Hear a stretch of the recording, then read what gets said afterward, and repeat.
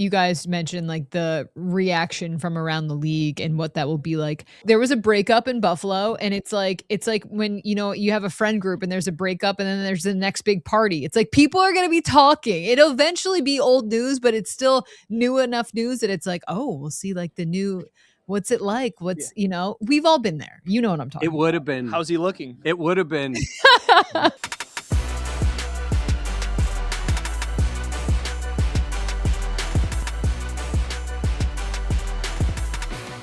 This is the Buffalo Plus Podcast. All right, welcome back to the Buffalo Plus Podcast. I am Jenna Cottrell, and you might be able to tell that Mike Catalana and Dan Fates are not in Western New York. The pair out in Indy. It's the NFL Combine. We're going to get to what we want to see from the Combine coming up, some of the prospects, all that stuff. But first things first, gentlemen, you are in Indy for the – First things first, Jenna. You got to like, you got to comment, you got to subscribe. Yes, I was getting excited. It's not easy hosting, is it? No, it's not. All right. You guys are in Indy. Please be sure to like, comment, subscribe, and share. There you go. But you made the trip out. How's it going out there?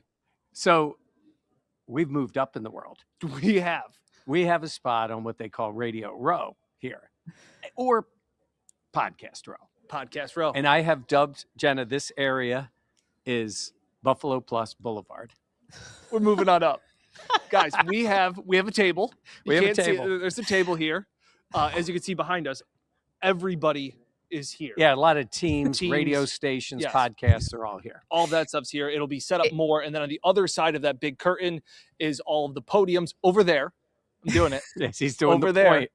All of the podiums and where GMs, players, all of those will coaches, yes. They will speak over on that side. But look, we've got a plug. Yeah. We've got outlets. We have a table with chairs. We're going to bring people here. We're right next to Yahoo Sports. Yeah, so they're behind us. They have a nice sign. Our backdrop is the back of theirs. Hey, we are moving up. It is funny because you guys talk about how everyone's there, but there's literally like nobody behind you. There's nobody. No, yeah, no, they're all setting up. But you're just early. We're early.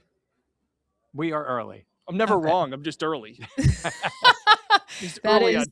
That is the Dan Fates way. All right, let's get into what we want to see this week as this kind of sets the scene. Let's start with Brandon Beane and his plan as we are approaching. This is Brandon Beane's season right now. The Combine, obviously a huge deal for what the Bills want to do, the prospects that they're looking at. But Mike, what do you want to see out of Beane and his plan this week? Well, the plan is a lot because we're talking about free agency comes first. Well, first of all, it's deciding on your own players and then free agency with other players, then the draft. I'm going to say right now, this is the biggest offseason for Brandon Beane since his first one, which would be 2018. Yeah, since drafting Josh. Drafting Josh Allen, making those moves. Look, they made the move. Sean McDermott's gone. Fine. Joe Brady gets elevated. Help him with the offense. New defensive coordinator. Like, he's got a lot on his plate and a roster that has issues. So, big year for him. The plan's going to be, is it a big swing? This is what we're going to ask him. Is it a big swing? Is it multiple moves? Certainly on defense. Like what is the general plan? I don't think he's going to tell us exactly what he wants to do. Correct. Even though we're in this building, we're not in that building. Yes. To me, I also think of this, and I know we kind of joke around and do make a little bit light of it, but like over the next few months, I think we are going to hear more about it was Sean McDermott's fault. It was Sean McDermott's fault. That page has to be turned. And now it is on Brandon Beane to retool this roster. Terry Pagula may have said at that press conference that they have a great roster and good coaches. That's not the case. I think reality is setting in this offseason on what they have to do and to make an impact. And I think we were kind of talking about, tomorrow we will talk to Brandon Beane one-on-one. We'll hear from him. We'll also hear from Joe Brady one-on-one. We'll have those also coming up. Tons of content throughout the week.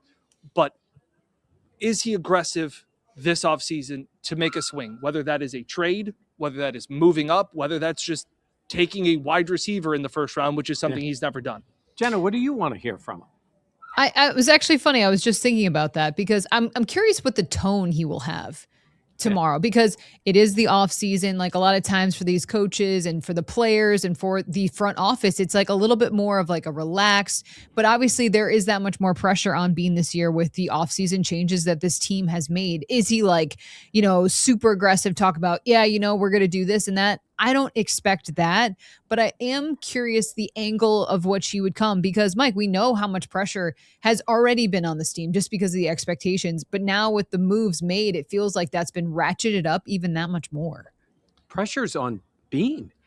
We've talked about, whoever the coach comes in has to get over that proverbial playoff wall, that floor that Sean McDermott has set. And we have said, like, hey, these are big shoes that Joe Brady's going to have to fill. I don't think anybody's under more pressure right now than Brandon Beane. It is Brandon Beane, then it's Joe Brady, then it's Josh Allen and the rest of the team. Yeah. But I agree with you, Jenna, that this is a big offseason for Brandon Beane. And Jenna, I love what you said about tone, though, because there have been times Brandon Beane set the right tone, you know? And I think that was back in his aggressive days. I think he got off track last year. And then this year, he had one interview where he talked about blocking out the noise. Some people didn't take that well, but I understand why he wants to block out the noise. But I think the tone of the way he talks of the job at hand, I think is important to send that message to Bills fans, not necessarily telling him what he's going to do, but almost like a bit of a humbled approach. Like you're the man standing now, so it's on you. Yeah, I am curious because in past years he's talked about how, hey, we're shopping at the sales rack. Like we can't go after a big. Dan, I agree. I don't want to hear that either. But that kind of set the tone for the offseason of having lower expectations on what they do. Now, will he say that tomorrow? We don't know. But obviously, Mike and Dan will be out there doing interviews with Brandon Beane as well as Joe Brady. And I think that brings up the next point of like, this is really the next step for Joe Brady as being, he was introduced as the Bills head coach, but now it's like, all right, dude, you are the coach. You set up your staff. Now it's the NFL World Meeting in Indy. And it's going to be a taste of like that next step forward for Joe Brady. And Dan, like, what do you think that will look like and feel like? And what do you think his influence will be here? It's not new because Joe Brady has been here at the Combine. He was here as a quarterbacks coach. He's been here as an offensive coordinator. But it's it is different. Like there's no other way to get around it. Like it's like they talk about the playoff games. Oh, it's just another game. But it's not. Like you're in a different role here. This means more now because of your role. It's like you're the babysitter and you're able to do like dinner. So the parents can leave the house to do dinner. And then you get another time where it's like, hey, we're gonna do an overnight. And the babysitter's got to get the kids to bed. And now it's like a weekend. Like you're fully in charge of this house for the weekend. No, Dan, no. You go from being the babysitter to then having your own kid. That's how I look at this. It's not even the same. But you can tell Dan's got kids because this is where his mind goes. You're right. You're right. You go from the babysitter to having your own kids. Way better analogy, Jenna. Yes. Hand up. Hey, we work together. It's okay. Yeah. Well, Jenny, you said what's it like? We're in alignment, guys. Oh, it's the word of 2026, alignment. But look, this is not the Super Bowl. This is the Combine. But I think the most popular people for NFL people around the league to go hear from are the new head coaches. Yeah. Because they haven't seen them in this setting before, right? So whoever it is, Clint Kubiak's going to have a lot of people around him. And you stand there and answer questions, and Joe's pretty good answering the questions. He's fine, but it's going to come from all around the league. He's going to hear things that he might have heard 5 other times with Buffalo media that he hasn't heard there. And then there's going to be the national guys who want to get him aside. Then they're going to bring him over to NBC Sports, or they're going to bring him to CBS, or they're going to bring him to ESPN. Yeah, he's going to do all that as the head coach of the team, representing them, not in Orchard Park, where he did really well in that setting, but now it's here with really all NFL media here. So I think he'll be fine. I don't think I'm not talking about like nerves. I'm just saying it's different. And it hits you when you're here that this is big. He's also going to be involved in conversations, in meetings that he hasn't been a part of before because he was mainly in on the offensive ones, obviously. When you say conversations, tell people what you're talking about here. So they'll get to be able to bring in prospects and have, Jenna, 15 minutes. Yeah, it's like speed dating. Jenna, like that. You've seen the clip of Keon Coleman saying, "Tiger, wish I was." Like all of those kind of moments. He was only in on the ones on the offensive side. Now he's going to be involved in the ones on the defensive side, and he's going to have that influence that he hasn't had before. Yeah, he's going to be the first one to talk, or at least the second one to talk. Right, so he's going to get to see all of that stuff and, kind of have the curtain pulled out and to see all of that goes into being the head coach. Now, Brandon Beane and everybody has kind of applauded, and that was kind of the narrative of the CEO approach, that he had this mindset and plan for the entire team. That goes into effect now. And Jenna, I want to ask him, or we want to ask him about the role he'll have in personnel. And I'm curious what you think, because we know Sean McDermott had, if a coach is going to have a role, I would think Sean would have some sort of a role, but he was a coach for a long time and had been on the defensive side of the ball. I'm curious what you think either they'll say or what you think will happen with Joe Brady's influence. We know he pounded the table for Keon Coleman. So I wonder what kind of influence he'll have. I am so interested in that because we've heard the word, and I know we joked earlier about alignment, but we heard a lot about that. And, when Sean McDermott came in, his influence and Brandon's was in lockstep because they were hired together, the way the power structure of the organization was. Now with it being different, I'm really curious to hear what they have to say, what Joe Brady says about how much influence he will have on the roster, because you're right, like that with the power dynamic shifting, that could mean the influence on the roster shifts as well. So I'm really interested to hear what Joe Brady has to say with that, because that does kind of set the tone also for what the offseason looks like. Because if there's, two guys making big decisions and obviously one with the ultimate say, or it's really more one guy making all of the decisions and one guy getting a little input, that changes how you build a roster and the philosophy around it. But, we have Jenna, that goes back to the pressure. Like that goes back to the pressure that, how much is Beane feeling able to delegate still? Or does he feel now, as the head of football operations or the president of football operations, he needs to take more on his plate and take some of that off the young rookie head coach? I don't know, Mike, if we'll hear about it, but to me, the control factor, we keep saying curious and interested, but I am genuinely wondering how much control. Is it Beane? Is it Brady? Is it both of them? And what that will look like, because it seems like there's been, just with the changing, like I said, and the promotion of Beane, the control factor, I feel like will be different for this team than it has been in a long time in Buffalo. Yeah. And even, Brandon Beane has said he'll say, we're all together. He's got the scouts. And you do have to listen to your scouts that you got him out there. But he's kind of said, like, even about Keon, that he went with the idea about the way everyone felt about it. Now, it hasn't worked out great.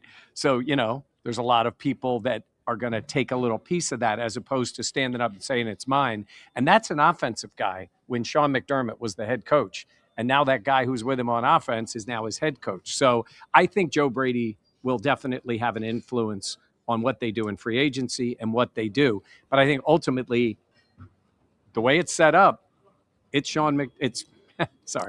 Brandon Beane's call. So we'll see what he says and then what he does. And Jenna, this goes back to what you always said, like you knew what you had with Sean McDermott, and there was stability, and whether or not it was good enough is a different conversation. But you knew when you came to the combine, or you knew when it came to defensive expectations, standards, process, you knew what you had.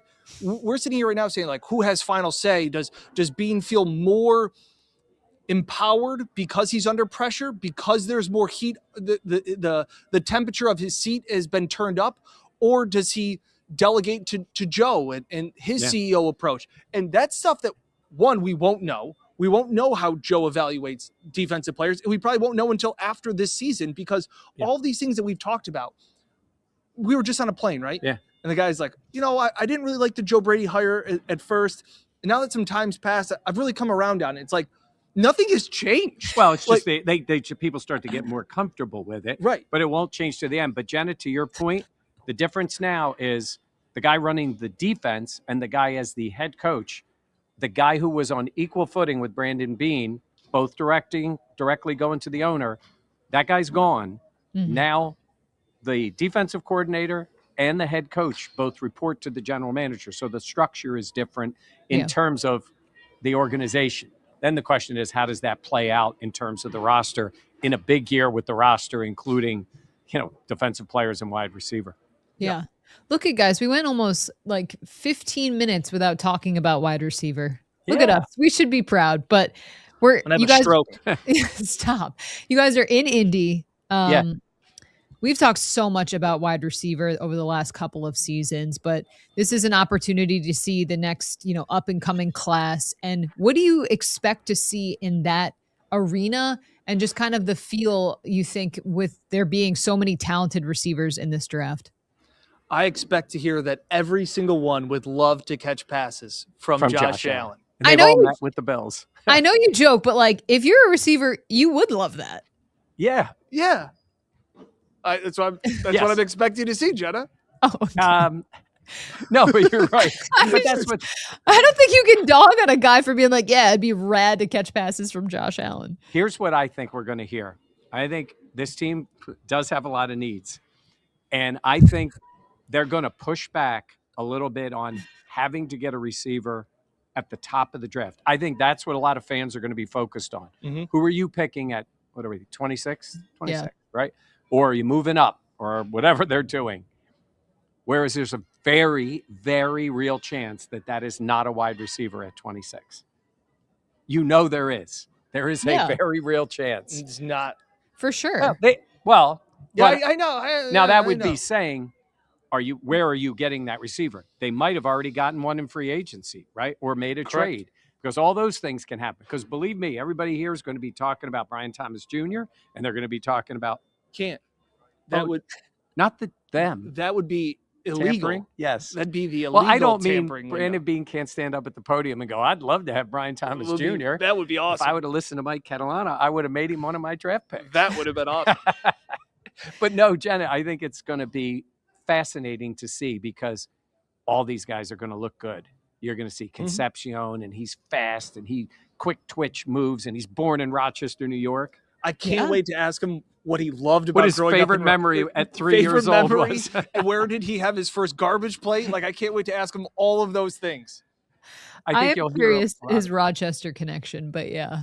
Yes, it is. So I think they, I won't say dance around the receiver question, but I think they're going to make sure that it's known that there's no guarantee, and there shouldn't be. Like, it depends on what players are there. They just need to address the position. They will say that it is not a glaring need. Ooh, they better not say that. And they will be lying. Yeah, it is a glaring need. It just may not be, what do I say, Jenna? It's one of my things. Doesn't have to be the priority, but it has to be a priority. That's another one of my dad things to say.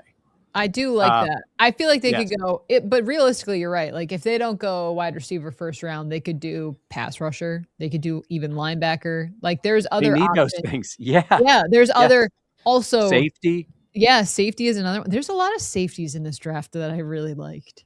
Yeah. That I'm Jenna's like, been doing a lot of research. Jenna has been crunching film. She's going to do her own mock draft. I do it for the Buffalo Plus fan because I hate this type of stuff and the conjecture of it. But I've been looking at the film. She's been really researching. It's been great. I actually have been. All right, let's talk because we talked a lot about the offense. Just in general with the defense, like there's so much unknown with Jim Leonard's new scheme. Like, what do you think in terms of assessing these prospects and what fits best with a new look Bills defense in terms of coordinator? Kind of fascinating to hear Jim Leonard. And if you listen, we've played it before where he talked about he has very specific thoughts on the types of players he wants. And they knew that when they got him. So do we know 100% what that is? There are certain traits that he really believes in. There are certain players he feels fits his scheme. That doesn't mean every guy who was on the roster is gone, because some players can adapt to whatever the scheme is that you want to run. But I think they go into it it's not like giving Jim Leonard control of the whole roster. But come on, you hired the guy. I agree. Let him tell you the type of players he wants to run it. And I think some of that is really going to come in free agency. And it may not be the biggest names in the world, but you need dudes who know how to run your defense. Then you need to draft players who can really excel in your defense. There's going to be a lot of new faces, but I think that's kind of the way they're going to play that. Not only is it a massive offseason for Beane, and we've talked about this, but I think about Sean McDermott's first draft, where he kind of got those guys that really helped set the foundation. It's the Dion, it's the Milano, it's the Trey White. And I think of that for Jim Leonard this year. Yeah, and getting also, his guys. Also, a one free agent signing that nobody paid attention to, and Jordan Poyer. And Micah Hyde, who was a small little ripple. Right. Oh, Micah Hyde, not a bad player. Right. And he turned out to be the key guys on it. That's the kind of free agency signings that I want to see from the Bills. Because Joe Brady has already put such a big impact on this offense. It's been his offense. You can say how much Sean McDermott had, and you can blame him for all the bad and credit Joe Brady for all the good, and that's fine. But Keon Coleman's an example of Joe Brady wanting a guy. I wonder where that comes in with Jim Leonard for saying, this is the guy that I need for my defense. If I want to run my style of defense and I want to have this type of identity and this foundation on that side of the ball, I need somebody that does this, this, and this. And this guy checks all the boxes. That's where I'm really looking at this for a foundational draft for a Bills defense that, while it wasn't all bad, they wanted to turn it over. They wanted something new. And that starts, a lot of it starts here. And Jenna, you hired the guy. You knew who he was. Give him at least the idea of the players that he wants to run his defense, right? Yeah, for sure. I mean, you made the decision to bring him in. You got to give him the tools to get what he wants to get accomplished. Guys, I'm so interested in like what the vibe will be around the Bills just from like the NFL world. Like this is really the first time after all these big seismic changes for Buffalo that it'll be an event where there's so many people like media wise just and other teams GMs and things like that. Like what do you think about that aspect of it? Because it doesn't have anything to do with the prospects, but it does speak to kind of like the after effects around the league. It is a gossip session here. It is everybody talking. Some will be on the record. We'll interview people. I'm going to do some pointing. We'll interview people over there, over here, and then to Elmo's, which I think is like there or any other place, because people talk. And sometimes they'll tell you a lot. Sometimes they'll tell you more, depending on what it is. I think the Bills are going to be a big topic amongst people who have been around the league, especially when they're talking to us, because some people will be like, what's going on there? That was the impression we got right when all the changes happened. I think of the teams in the league that, not like, I mean, Seattle won, New England's been a big topic. It's all that. But I think the Bills are a fascinating topic around the league. I also think enough of the shock has worn off that now they're just going to try and see, they're going to view Joe Brady as a rookie head coach. And that is not something that Josh Allen has had. That is not something that this Bills team has had because, and we already mentioned it, the foundation, the standard, the culture, the process, all of those things that Sean McDermott had, all of that, I won't say all of that, a lot of that is gone. So it's where are they now with a new offensive coordinator, a new head coach, and a new defensive coordinator. I think there is intrigue because of the unknown, because you're not sure what this team is going to look like. Not only from a coaching staff, but we've already talked about how the roster needs to be reworked and how the roster, whether or not Terry Pagula thinks it's great, it's not. And I bet we will hear from a lot of people. We've always talked to Chris Sims, love him or hate him. He's got opinions. We'll talk to Matt Harmon from Yahoo Sports. He's going to be our backyard buddy. He just stays right there. We'll talk to him about what he thinks this Bills offense needs wide receiver wise. To tell you what he knows, 2 years ago we came to him and we asked him about Keon. He didn't like Keon for the Bills, didn't like his skill set for what they needed. Went back to him last year. He was like, I told you guys, like we were the ones making the pick. Correct. Well, we were like, we don't like it either. And so we'll hear what he has to say about going forward for this team. I think all those are going to be fascinating. You know, and I think you guys mentioned like the reaction from around the league and what that will be like. I feel like it was like this, there was a breakup in Buffalo and it's like when, you have a friend group and there's a breakup and then there's the next big party. It's like people are going to be talking. It'll eventually be old news, but it's still new enough news that it's like, oh, we'll see like the new, what's it like? We've all been there. You know what I'm talking about. It would have been. How's he looking? It would have been. It would have been really fun if Sean was a head coach for another team now. Oh, that would have been, yeah. That would have been fun. But next year. That would have been like the office dinner party when Jim and Pam and Dwight brings the woman. That's what that would have been like. Yeah. It's a flat screen. Yeah. Okay. Anything else, guys? No, I don't think so. We're going to have obviously, like we said, Brady, Beane tomorrow. We'll have all that. Then people around the league, prospects, coverage all week long. Yeah. Okay. Elmo Wednesday. Yeah. Nice. Very excited. Yeah. Flights were not bad, Jenna. Little I'm delay, happy but to- we were good. I would say Yeah. I'm happy to hear that. Dan gets a little nervous flying. So I'm a terrible flyer. he's so dramatic. I can't emphasize that Very enough. dramatic. By the You're way, in a metal tube Yeah. in the sky. Yeah, it's a The safe last plane form we of were on travel. was like though. a pack of gum. It was a small plane. I was sitting next to this guy. Did you have your headphones on? Yeah, so did Yeah. I. I didn't say a word. We both took some naps. Yeah. Did you take pictures of each other Nope. taking a nap? Nope, because Watch we're this. good friends. Jenna, I only talked to you to bug you. No, you don't bug me. All right. All right. I'm excited for this week. I'm excited Same. to hear everything you guys got to say too. Because I will say I have a little bit of FOMO, just a wee bit, but Yeah. I know you I'm guys will gonna- have some I'm gonna fun. send you back some shrimp cocktail. And by the way, Yeah, that cocktail sauce is unbelievable. It's so we're good. not in Miami. I'll just tell you that. I mean, it's I cold was gonna here, say, too. it's super cold there, right? Yeah. yeah, and windy, and Yeah. Yeah. we're just But hoofing we're on it. Buffalo Plus Boulevard right here. We got to get a backdrop. Yeah, I know. Kind of back lame. of That the would have been backdrop. more. That would have been more bags to bring. That's true. That's true. I'm already All like right. a Sherpa carrying all this stuff around. That is fair. All right. For Mike and Dan in Indy, I am Jenna Cottrell. Please be sure to like, comment, subscribe, and share. We'll have plenty more coverage this week from the NFL Combine in Indianapolis. That's all the time for us. Thanks for watching Buffalo Plus. Buffalo Plus.